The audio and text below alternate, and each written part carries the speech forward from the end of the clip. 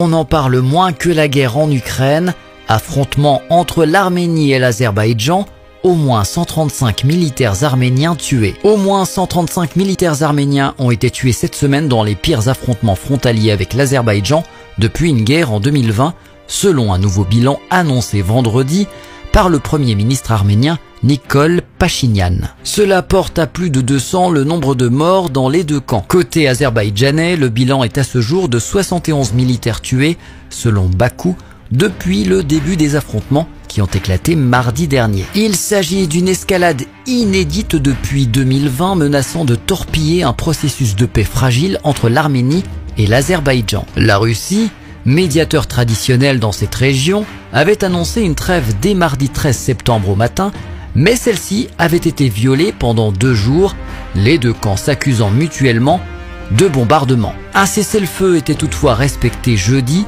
selon l'Union européenne. Cette même Union européenne qui a décidé que la Russie allait être sanctionnée suite à l'invasion de l'Ukraine, elle va forcément réagir face à l'Azerbaïdjan. You lose. Les importations de gaz d'Azerbaïdjan bondissent en Europe.